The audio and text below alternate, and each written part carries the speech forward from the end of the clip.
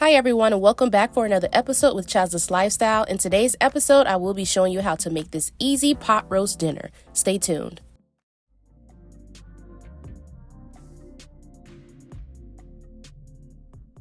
So first things first, these are all my ingredients. I have some chuck roast. I also have fresh carrots and celery. And here, all of my ingredients will be listed down below in the description box, so be sure to check that out. I just have flour, a couple seasonings, some Worcestershire sauce, rosemary, of course, my other seasonings, some oil, red wine. You can use the red cooking wine. It depends what you would like to do. I also have the beef broth. Here I have my famous green seasoning, some garlic, some fresh onion that I will be slicing, also my fresh potatoes. Now for my mashed potatoes, simple, easy recipe. Sometimes I do it differently, sometimes I don't. I have red potatoes, butter, a little heavy cream, sour cream, a couple seasonings, and some fresh garlic. Now for my green beans, this is simple, vegetable seasoning, fresh green beans, butter, and a couple other seasonings. So first things first, I will start off by shredding my carrots. Now the reason why I shred the outer layer, because it is damaged, you want to make sure you shred that outer layer. Also, you want to make sure you wash your carrots very well to ensure nothing is on it. You can use the baby carrots, you can use the carrots that are already sliced. It's all up to you. This is the size that I prefer, kind of chunky. Now for my celery, same thing. You want to make sure you wash them very well to ensure nothing is on it. You can also buy the one that is already pre-cut for you. So here I'm just slicing up my celery to my desired cut.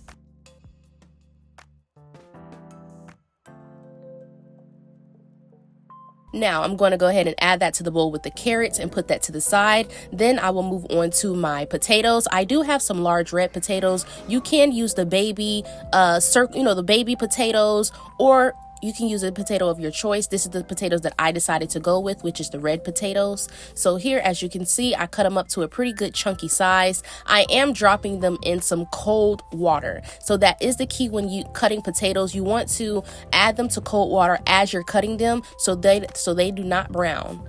Okay, so now I have my onions. These are fresh, beautiful onions. Now you can use one onion. You don't have to use onions if you don't like onions, but I do prefer. It adds a delicious flavor to your dish. So like I said, I'm just cutting them to my desired size, which is pretty chunky. When I make my roast, I like my vegetables pretty chunky. So I'm adding that to a bowl and I'm going to sit that to the side. Here I have my garlic. I'm just going to go ahead and mince that up. I love fresh garlic. If you prefer to use the already pre-made minced garlic, go ahead. But I am going to let you know that flavor from that fresh garlic is just going to bring an amazing flavor to your dish. So here I'm just adding all of my seasonings to one bowl just so it's evenly incorporated into the entire dish. I will be using half for my chuck roast. I will save the remaining seasonings for the sauce. So I'm just going to go ahead and rub some of that canola oil all over my chuck roast on each side just to ensure my seasonings stick very well when I sear them. Now we're going to sprinkle that seasoning on each side, and as I'm seasoning the chuck roast, I will pat in the seasoning just to ensure it's sticking on that meat very well.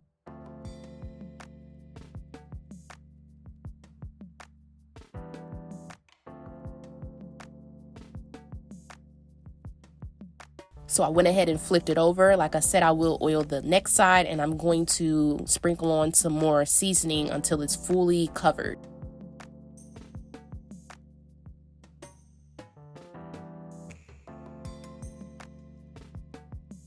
Now, if you like, you can marinate it for about 30 minutes to 1 hour. It depends how much time you do have, but I went ahead and just went and seared it. So I have a cast iron that's preheated on medium-high heat. I will sear each side just to get a pretty brown color on both sides of my chuck roast. So once I put it in the oven, it will continue on cooking. So go ahead and let that cook for about 5 minutes on each side. As you can see, that pretty brown color is showing, is sizzling, it's smelling good in the house. Oh my gosh, y'all, we were ready to eat, okay? Now that I seared them on each side for about 5 to 6 minutes, I'm going to go ahead and remove it from my pan and put that in a bowl, sit that to the side. And next we're going to saute some onions. Now with the onions, you can add a little oil. They do produce their own fluid, so you really don't need much. I'm just breaking them up, making sure they're all going to be caramelized evenly. Give that a quick mix, saute that, and let that caramelize for in about 2 to 3 minutes.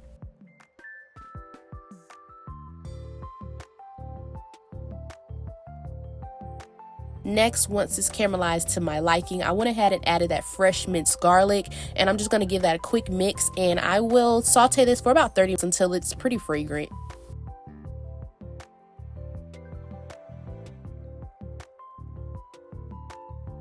Once the garlic has releases its flavors and stuff like that, I'm going to sprinkle some flour. Now this is just a personal preference how I do this. Some people don't add flour to their sauce to create like a gravy, but I want like a light gravy, nothing too heavy, but just a light gravy.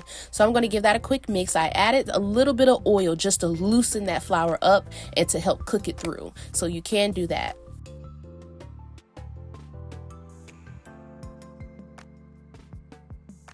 So after about 1 to 2 minutes of stirring and just cooking that flour before I move on to the next ingredient, once the color is to your liking, go ahead and start slowly adding in that red wine. Like I said, you can use red cooking wine if you like. Some people also use white wine. So it just depends on your personal preference. But for me, I like the real red wine, okay? So once I cooked that red wine down slightly, I went ahead and started adding in that beef broth. So I made my own beef broth. You can use the store-bought beef broth. You can use low sodium. You can also use water. Now, if you do use water, just make sure you season to taste, because water will dilute that flavor, okay? So I do recommend either beef broth, low sodium beef broth, or creating your own. So like I said, I'm slowly adding in that beef broth just to create that smooth texture sauce. You don't want it lumpy, you don't want the flour clumping up and stuff like that. So next I will add in the remainder beef broth, give that a quick mix. We're going to bring this to a boil. Now while we're waiting on this to start boiling, I'm going to go ahead and add the remaining seasonings we had earlier. Okay, then I'm going to add that sauce. We already know, we can't say it. We're going to add the green seasoning. So my green seasoning is just basically a whole bunch of vegetables mixed together. I have bell peppers, scallions, garlic, thyme, rosemary, all that wonderful stuff. If you would like that recipe to the green seasoning, be sure to check that under Chaz'S recipes playlist. So as you've seen, I added in that rosemary, and I'm going to bring it to a boil. Look at that. Oh, it's smelling so good, y'all. Oh, yes, it is. Okay, so we're going to turn that heat off. Once it brings it to a boil, my oven is preheated on 350. So in a baking dish, I am adding in my roast.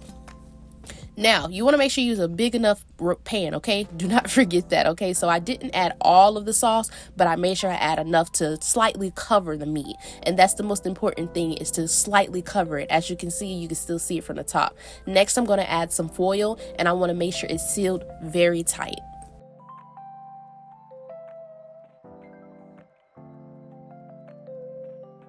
So we're going to put this in the oven for about 1.5 hours. Once that is done, as you can see, it's looking beautiful. It's cooking so good. Okay, so now we're going to add in our vegetables. So I'm adding in as much as I can. Like I said, it's a personal preference, whatever vegetables you would like to add, but this is the perfect amount. So I'm adding in the celery, the carrots. I'm going to add in the potatoes. You already seen I cooked the onions and the garlic and the sauce, so that's already added. After I do that, I'm just going to make sure that sauce is covering them slightly, just so it can really soak up that flavor from that gravy. Next, I'm going to cover it, put it back in the oven for an additional at 1 hour or to 1.5 hours. You can add it in there a little longer just to make sure everything is completely tender. So while that's cooking, I will go ahead and start prepping for my mashed potatoes. Okay, so be careful with your times. Make sure you're looking at your times, just so you want to make sure all of your food is fresh. Okay, so like I told y'all before, you want to make sure you add your red potatoes to cold water so they don't brown. Here, I'm just giving them an extra rinse. I did clean them before, but I like to really give them an extra rinse and get a little bit of that starch out. So now I'm adding in cold water. That is key when making mashed potatoes. We're going to add in that cold water and those clean potatoes to a pot. We're going to turn it on high heat, and we're going to let that come to a boil.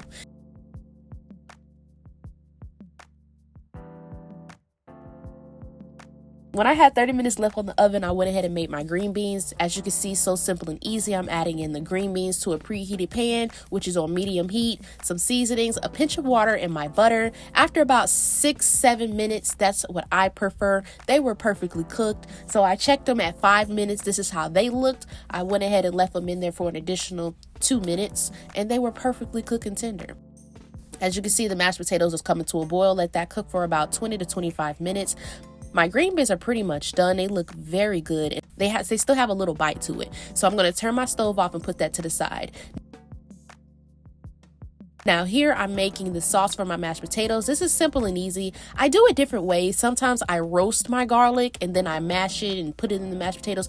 It's just simple. It's different ways you can do it. I like creamy mashed potatoes. I like lumpy mashed potatoes. It just depends on your personal preference. So as you can see, I heated up a little bit of butter, some garlic. Once that garlic became fragrant after about 45 seconds, I added in that heavy cream. Okay, now my heat is on a medium-low heat. I don't want this to overboil. I just want it to warm up.